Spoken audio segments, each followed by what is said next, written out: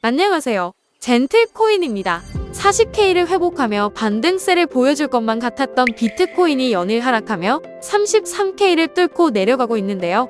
과거에는 인플레이션 해칭 수단으로 디지털금이라고 평가받던 가상화폐였지만 최근에는 많은 기관들이 투자 비율을 높여가면서 점점 나스닥화 되어가고 있는 가상화폐 시장입니다. 그렇기 때문에 현 시점에서도 올바른 인플레이션 수단이 되어주지 못하고 전 세계 증시 하락과 함께 덩달아 하락하고 있는 건데 대체 왜 이러는 건지 알아보도록 하겠습니다.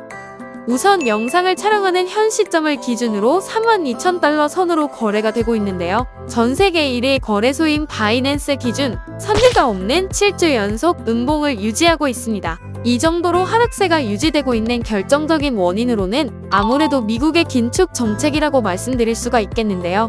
팬데믹 사태가 2년 넘게 지속되고 전쟁까지 발발하면서 전 세계적으로 물가 상승과 함께 인플레이션이 찾아오게 되었습니다. 이를 해결하기 위해 미국에서는 금리 인상을 통해 양적 완화 조치를 실행하고 있습니다. 여기에서 일명 자이언트 스텝이라고 불리며 많은 사람들이 우려했던 0.75p 금리 인상은 배제한다는 파월 의장의 긍정적인 발언이 있었으며 예상되었던 0.5p 금리 인상이 이루어졌습니다. 그럼에도 불구하고 장기 전망은 부정적이라는 분석이 주를 이루면서 이전 상승세를 모두 반납하고 있는 추세인 거죠. 현 시장 상황이 더욱 아프게 다가오는 이유는 한 번에 폭락하는 것이 아니라 서서히 하락하며 거래량도 죽어가고 있기 때문에 투자자들의 피를 서서히 말려가고 있는 것이 아닌가 싶네요. 실제로 장기 상승 추세선이 지난 5일 뚫린 데다가 전 저점으로 지지선 역할을 하고 있던 34,300달러와 32,900달러도 뚫리면서 우하향하고 있는데요.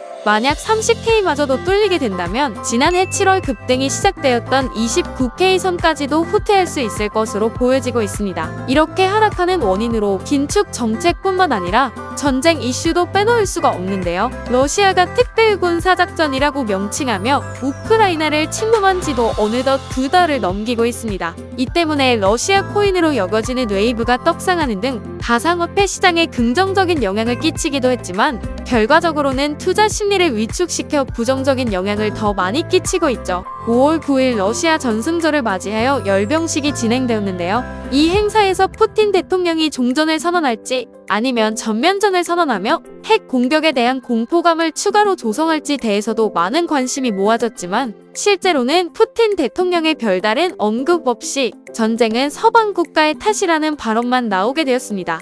그렇다면 이러한 하락장이 오래 지속되는 가운데 일반 투자자들은 어떻게 대처해야 하는 걸까요? 아시다시피 저점은 계속해서 낮아지며 거래량은 줄어들면서 지속 하락하고 있습니다. 이러한 지속 위험성 때문에 즉시 현금화하는 것이 가장 바람직하다고 할 수 있겠지만 대다수의 투자자분들이 마이너스 40% 이상 찍히고 있는 내 자산을 과감히 손절하기란 사실상 쉽지만은 않다고 할 수 있겠죠.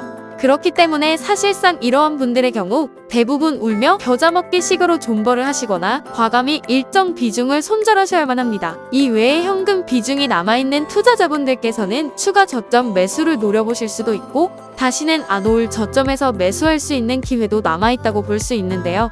지난 차트를 보더라도 큰 하락은 큰 상승을 동반한다고 예상할 수가 있습니다. 따라서 이번 5월달의 움직임을 저점 매수의 근거로 활용해 보셨으면 좋겠네요. 하락장이 지속되고 있는 가운데 많은 트레이더 분들이 힘들어하시고 괴로워하고 계십니다. 하지만 긴 터널 끝에 빛이 있듯이 비트코인은 언젠가는 다시 신고점을 향해서 올라갈 것입니다. 젠틀코인 시청자 여러분들도 멘탈 잡으시고 힘든 시간 버텨내시길 바라겠습니다. 이번 영상도 도움이 되셨길 바라며 구독과 좋아요, 알림 설정 부탁드리겠습니다.